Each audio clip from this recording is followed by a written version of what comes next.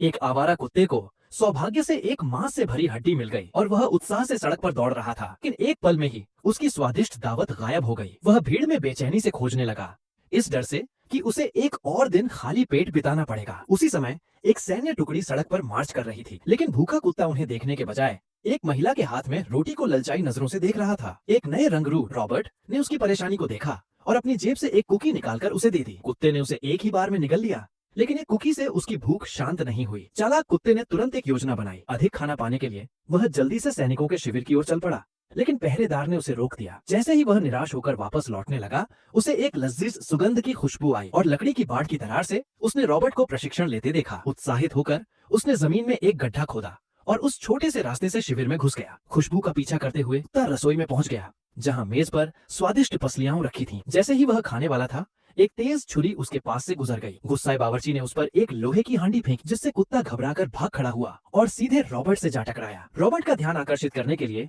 कुत्ते ने अनायास ही भौं कर दिया, जिससे प्रशिक्षक सतर्क हो गए। डर के मारे कुत्ते ने रॉबर्ट की ओर बेबस नजरों से देखा, लेकिन उसकी हैरानी की कोई सीमा नहीं रही जब प्रशिक्षक ने गुस्सा करने के बजाय रॉबर्ट को उसे अपनाने की अनुमति दे दी। फिर अचानक कुत्ते ने एकदम सटीक सैन्य मुद्रा बना ली, जिससे सभी जोर जोर से हंस पड़े। इस तरह प्रशिक्षक की सहमति से कुत्ते की सैन्य यात्रा रॉबर्ट के साथ शुरू हुई। हालांकि शुरुआत में वह बहुत अजीब और असमंजस में था, लेकिन दिन ब दिन उसने न केवल आदेशों का पालन करना सीखा, बल्कि उच्च स्तरीय प्रशिक्षण में भी उत्कृष्ट प्रदर्शन किया और सैनिकों का उपयोगी सहायक बन गया। हर शूटिंग अभ्यास के बाद वह लक्ष्य पत्रों को लाकर प्रशिक्षक को देता, जिससे सभी को उस पर प्यार आ गया। टुकड़ी ने उसे एक नाम दिया, स्टबी। परंतु अच्छे दिन ज्यादा समय तक नहीं टिके।